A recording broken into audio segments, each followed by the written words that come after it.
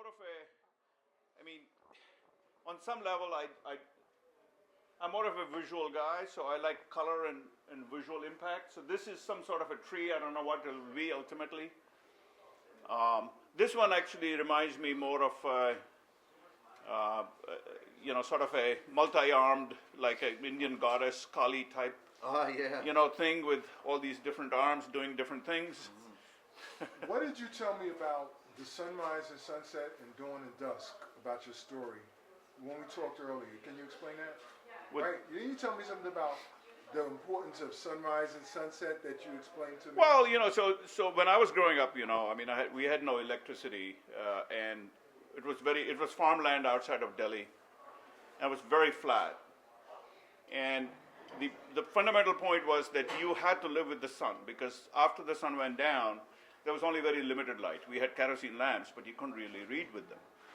So you got used to the sun, and the funny thing is, I'm quite old now, regardless of, and I'm not shy about admitting it. But even now, my sleep cycle, believe it or not, is impacted by the way I grew up as a child. I mean, I left the farm at 7. I still wake up. You can put me in a completely dark room. I still wake up when the sun comes up. I know about that. Circadian rhythms. Yeah, I mean it's like freaky. A lot of biorhythms. Yeah, but the other thing is that the what we learned to do. I mean, there was no television, of course. There was no electricity. There was nothing. I mean, so you basically just observed nature. You looked at what was going on outside. You looked at the shadows. You looked at the clouds. You learned to appreciate the fact, and most people don't even, I think, realize it, is how many colors there are in the sky. Mm. And at sunrise, there is a period, just a few seconds, as the sun is just about to come up the horizon, when the colors are just completely, they're amazing for a few seconds. And then at the sunset is the same thing. The green flash, which is generally over water, but as the sun is just dipping under the horizon, there's a completely different spectrum of color that you see. Mm-hmm. And it's so, a lot of that stuff I'm discovering is so embedded in my head that when I'm trying to paint colors with light, those are the kind of images I have in my head. So. Neil, that's phenomenal. Where do you get these glasses from? I make them. I mean, the basic plastic glasses, those are just cheap Party City glasses. But they're cool. The frames are cool. And what kind of material is this in the material on the screen?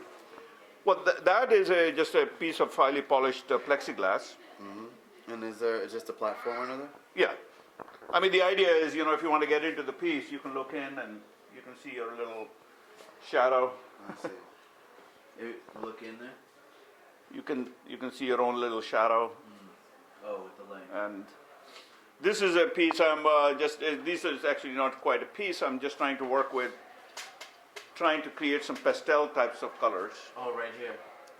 It's a different programming module that I'm using. So I got one more question. So as a performance artist and recording artist myself, right, I see this stuff as being very useful for capturing the eye, for right, set design, right, things like that. I might want to collaborate I would love in to the do future, it. things love like to that. Do it. I'll sit with you, we'll play some music, look at some visuals, yeah, and compose some multimedia things with the man right here behind the That'll be great. As well. No, we can, we see, I think I have the technique of building these tubes, and we can build chandeliers like this. Because I like that, and I think the whole visual thing should be art, yeah, performance art, immersion of the whole thing.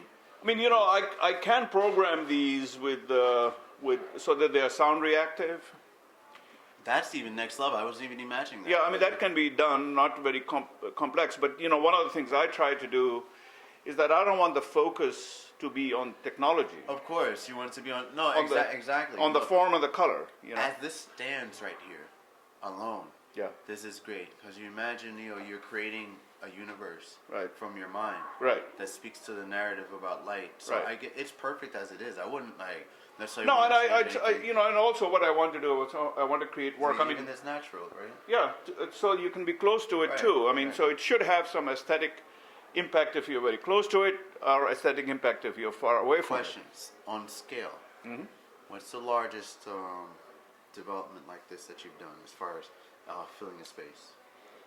Well, I have done One of the first pieces I ever did was 1,600 square feet. Really?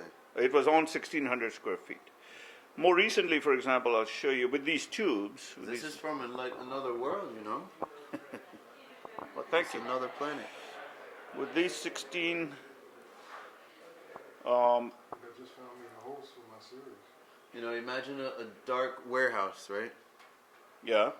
Oh yeah, yeah. I mean, the A first dark warehouse, and you walk in and you see these lights and things like that. in a complete dark room. Yeah. Anything like that. And it's actual art. It's not just, oh, we made this because you're. No, this is art. It's your work. So, for example, that back wall there.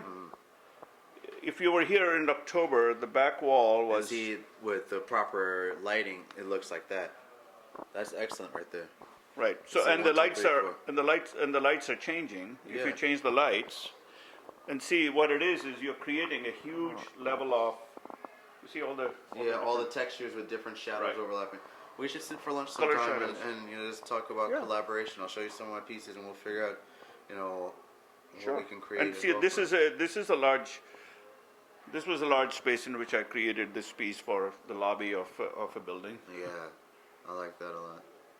You know, I mean, I can bend these to. I mean, within limits, I can bend it to many different Yeah. forms. I have a Right. heater, which actually is a heater that goes inside the tube and heats Okay. it from the inside. And so then they start to warp. Yeah, and then you Yeah, can no create these textures. kinds of textures and Very cool, situations. very- and they, is this because we touched it? No, it's actually programmed in Oh, there. so that's just coincidental that we, and then we just started. Yes, I just programmed a little bit of Morse code.